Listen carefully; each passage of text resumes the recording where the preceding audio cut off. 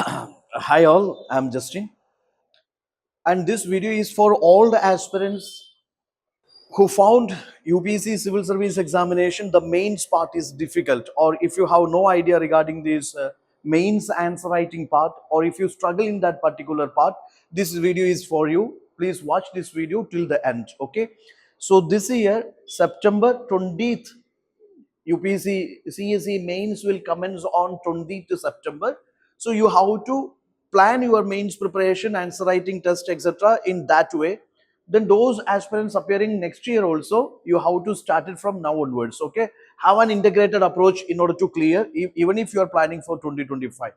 Now coming to answer writing, without wasting time, any answers you write. GS1, you know that there is history, culture answers, geography or society, or GS2, polity, governance, constitution, social justice, IR, GS3, economy, or it is agriculture, disaster management, security, science, GS4, ethics. Any subject, any paper, any subject, any questions you answer, I would say these has to be the three jewels of your answer writing, or these are the three major things you have to take care while writing any questions of any GS papers. Yes, of course, as it is shown here, first thing is accuracy. Maintain that accuracy. Accuracy means there is no bluffing, there is no beater on the bush. That will not work out in the UPSC mains examination. Okay, it is not like your other exams. Here, what is that? Accuracy of the content matters a lot. Whatever you are writing on, okay, be it something which is related to urban flooding, something which is related to cyclones, or anything you write, or urban planning, anything. Take care. Yes, the content, the data, the informations, or the survey reports, or observations, anything you bring in, yes, don't bluff, don't beat around bush. Give importance to accuracy of the content. That is important.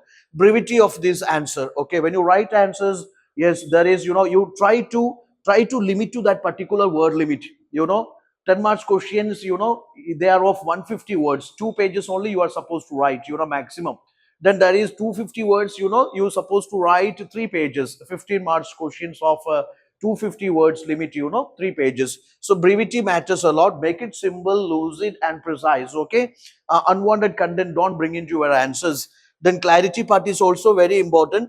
Whatever you try to convey the examiner, that should get connected with the examiner. Okay, so when you use the words, the language, I mean the vocabulary or the sentence framing, whatever, make sure that yes, your thought or your idea is properly communicated with the examiner. Okay, so while writing answers, please give importance to all the three important jewels of answer writing. It must be incorporated in your every answer: accuracy, brevity and the clarity. Now coming to this directives, every question will be having these tail words or this kind of this directives, prefix to that particular statement: justify, explain, evaluate, comment, enumerate, elucidate, elaborate, discuss, analyze. So why this is important? Understanding what exactly these directives or these tail words mean, that will save your time, that will help you to structure the answer according to the demand. Okay, so please understand what are these directives demanding from your side. Yes, there is justify. Justify is nothing but checking the validity of the statement. A statement is given, and in the end of the statement or beginning of the statement, justify the term is added. So you have to, if justify is the directive, you have to check the validity of the statement. Okay, and also when you check the validity of the statement, please make sure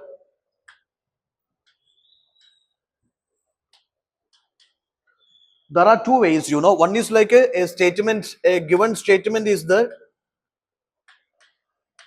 a statement is given, and you have to justify that particular statement using these examples, evidences, observations, recommendations, or the survey reports, whatever is there. Okay, with your yes additional informations or examples and evidences, you have to justify that stand. Okay, that statement. Then another option is like justify means yes, you are allowed to take a stand and you are supposed to justify that stand. Okay, in particular question, you are asked to, or you are allowed to take a stand, and you have to take a stand on that particular issue, and you are supposed to justify your stand by using the evidences, examples, the reports, recommendations, or these, observations of international forums, national forums, or NGOs, etc. Okay, so that is something justify, which is, checking the validity of the statement. Then there is, you see, explain. There is a term explain. There was a question like this, explain this how these geographical factors shape this ancient India. Something a question was asked in 2023. So when it is explain is nothing but, please make sure that is you are supposed to clarify. You are supposed to clarify a particular statement or a particular issue or a particular, something which is given in the context. Okay, clarify it by giving more details or maybe more definitions. If technical terms are there, confusing things are there, define it. Okay, so for example, when an issue is given, you break it down into parts, break it down, and you describe in such a way, in a coherent way, that it can easily communicate with the reader. Okay, so I will show you some examples. So explain something means, it is nothing but it is, making clarifications to that particular issue, that particular statement, by giving more details, more informations, and if definitions are required, you have to use it. Okay, so break it into different parts, and you just describe in such a way that in a coherent way that it connect with the reader. Okay, so that is explain. I will give you more examples on way. Then see, evaluate is nothing but it is judgment, making a judgment or making an expert opinion, or making a judgment about significances or effectiveness of something. Okay, so judgment means, of course, take care that when you make, this is actually a process of, judging some significances or effectiveness of something. Okay, whatever is given in the context. Okay, but there you make sure that when you make judgment, it should not be biased judgment, it should not be extreme judgments, it should not be like a imbalanced judgment. The situations must be understood very well, and make an expert judgment, expert opinion, and it has to be constitutional also. Okay, that thing is the which you take care. Then there is, comment is nothing but it is opinion based questions. Yes, you can support your opinion, that is, again, I'm telling you, expert opinion. That is by giving arguments, examples, evidences, etc. Okay, enumerate is, this is, yes, you are asked to list out this, for example, silent features of the constitution. Or there was a question like enumerate this, like how the palas, contributed to this growth of Buddhism. So their contributions you have to list out. Elucidate is what they say. Yes, make it clear. This is, you have to you have to introduce that cause and effect linkage, by using these examples, evidences, whatever it is. So it's again nothing but it is making something very clear. Okay, there was a question like yes, some even 100 years earlier, some events, some rebellions, etc. Yes, they are providing that particular they fueled this 1857 revolt, something like of that type of a question was there. So you have to focus on that cause and effect, linkage of a cause and effect linkage of 1857 revolt, in the sense that how these previous events, caused or how they affected this 1857 revolt, that previous peasant uprisings or maybe tribal uprisings, or maybe the socio-economic political reforms of the British, etc., how they all culminated into 1857 revolt. Okay, so that is we are focusing on bringing a linkage between cause and effects of events or issues or something, or it is making it more clear by using this strategy. Elaborate is detailed, giving detailed informations. Okay, discuss is opening a debate, focus on this for and against the arguments. Okay, then analyze is nothing but it is deeper examination of various events, incidents, or maybe issues. Critically analyze means it is focusing on, this is again a deeper examination, but it is focusing on the pros and cons. Okay, the merits and demerits, or advantages and disadvantages, etc. Okay, so these are some popular keywords or some directives used in these mains questions. Now I will show you a few examples for you. So here you see, explain the role of geographical factors towards development of ancient India. So this is nothing but it is very simple. Yeah, look into this. In the introduction, you can just say what are the geographical factors. Okay, geographical factors like physical geographical factors, climatic things, minerals, resources, natural resources, etc. How they were Yes, helpful in this, developing this ancient India, just to define that geographical factors in the introduction itself.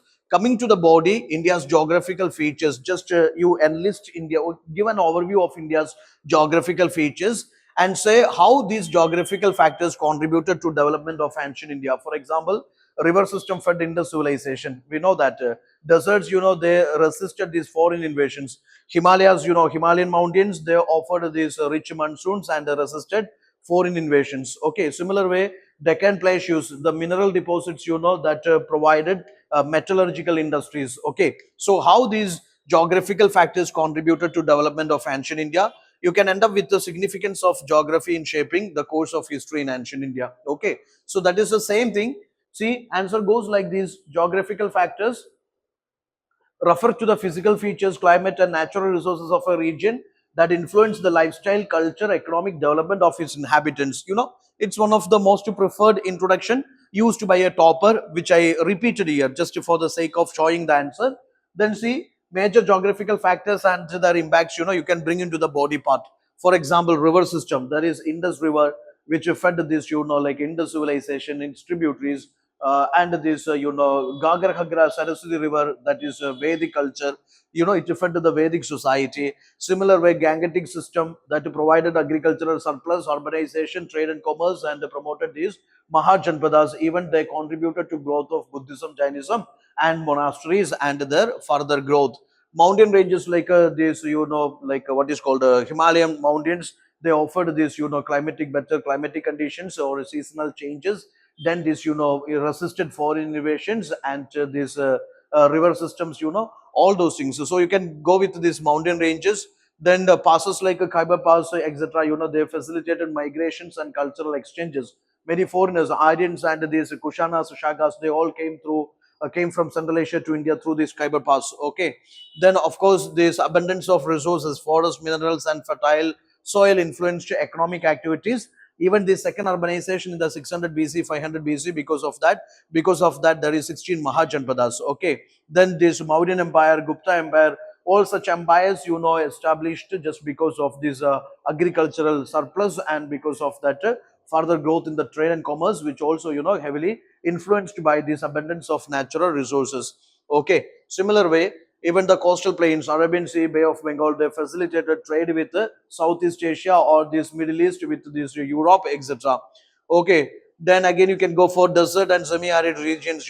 They provided this particular, or they also blocked these foreign invasions. Okay, so this is the way you say how these geographical factors, contributed to developing this, or they, I mean, how they were helpful in shaping this, ancient India.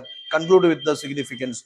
There is a question: evaluate the policies of Lord Curzon. Evaluate, make it more clear. Okay, evaluate the process of, or make a judgment, a fair judgment, or you bring up or you are supposed to form an expert opinion. Okay, Lord Curzon's policies and their long-term implications on national movement. So my approach is nothing but, introduction. I will just present this Lord Curzon and his tenure as Viceroy of India.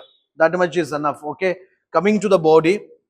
In answer writing, please make sure that your intro is not too lengthy. Okay, don't spend more than 2 lines, or maybe maximum 3 lines in the introduction. Okay, maximum 2 to 3 lines is more than sufficient for your intro part.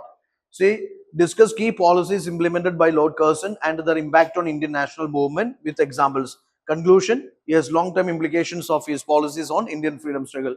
So coming to my answer, I presented the tenor of this Lord Curzon, or one sentence if you wish, you can add it to that. Okay, how he was different from others, etc. Or what was his role in the history of British India. Okay, now for policies and reform, civilizing mission, basic intention was, that is promotion of his imperialism, imperialist interest. Then there is partition of Bengal, which, ultimately it was divide and rule. Even though for administrative convenience, it is part of his divide and rule policy. Division of Indians on language or religion, caste, breed, creed, etc. Then see Universities Act 1904. Even though he said it is for improving university education, real intention is that is to reduce the influence of Indians in this, like university senate, and bringing this university education under British control. Then see thereby, checking the growth of Indian intellectuals. The Northwest Frontier policies, Afghan policies, all is meant for, resisting Russian invasions and having better British hold over these, frontiers. Then see railway policies, and our railway policies is not for the welfare of Indians, even though it felt like that and said like that. Basically, it is to further consolidate British hands or hold over Indian states. Then Calcutta Cooperation Act was also, that is to reduce the elected Indians in the Calcutta Cooperation Councils, and thereby having more British control over corporation administration. Implications were nothing but, educated middle class, yes, they alienated from this British, and they sided with this Indian freedom struggle, Indian national movement, Swadeshi movement. You see that this Bengal partition resulted in Swadeshi movement, boycott movement, non-cooperation movement, Swarajya movement, etc. Resulted in rise of this, extremist wing within this national movement, Indian National Congress, revolutionary emergence of revolutionary terrorist groups. Okay, so all these are the long-term implications, and how his policies, how his international policies, national policies, or maybe educational policies, civil service policies, or trade policies, how eventually resulted in this, strengthening India's freedom struggle, and different voices came out, and how it further, eliminated British from Indian soil. That you can say strengthened national spirit and led to intensification of the freedom struggle. So this way. Then there was a question, yeah, Pala age was the most significant phase in the history of Buddhism in India. Enumerate. You list out these, Pala rulers' contributions to the promotion of Buddhism. Introduction with this Pala age, that particular chronology, popular rulers who contributed to rise of Buddhism or popularized Buddhism. In the body part, identify and mention the key reasons for the significance of Pala age. Substantiate your views with examples. Conclusion, significance of the Pala age in the history of Buddhism. So simple, look into the answer. I said the chronology, the timeline, 8th to 12th century, that is the Pala age, and it is remarkable for resurgence and growth of this Buddhism. Some key players are Dharmapala, Devapala. These are the informations I can bring into introduction. Coming to the body, you see that how Palas contributed to rise of this Buddhism. Mahayana Vajrayana Buddhism was highly popularized by these Pala rulers. Then there, there Pala schools of art, even this miniature painting. The theme was, this Vajrayana and this Mahayana Buddhism. Ashta Sahasra Prajana Parimida, their painting. Monastic universities, Nalanda, Vikramshila, Odandapura, these are some popular, monasteries, and these, monasteries come learning centers, universities patronized by Pala rulers. Then again, you can see that Pala, this art and architecture, the style of this, bronze sculptures, and these, monasteries, or maybe the Chaitya Viharas patronized by the Palas, which you can say, and their promotion of this, Buddhism, or maybe they send the Buddhist missionaries to this Tibet, Nepal, and the Southeast Asia, etc., for the promotion of this Buddhism. Terracotta plaques are another examples of Pala's artistic brilliance. So just to list out what are there in the art forms, architecture, literature, and in the various missions, how they promoted this Buddhism, how they escalated this Buddhism into next level during these 8th to 12th centuries. Just list it out, and end you can just wind up with this conclusion: spread of Buddhism throughout Asia, that is during the time of the Palas, okay, especially to Southeast Asia, how they channelized the promotion of this Mahayana Vajrayana Buddhism to Southeast Asia, or maybe Southeast Asian countries, etc. Okay, so and also you can bring in some examples, the popular constructions by Palas or art forms by Palas, okay, those things you can bring into the answer. So this is something you are supposed to do. So go for more answers. You subscribe the channel and get to more videos on answer writing and this, content enrichments, etc. So this will definitely boost your mains preparation and will fetch you good marks in your GS papers. Okay, thank you.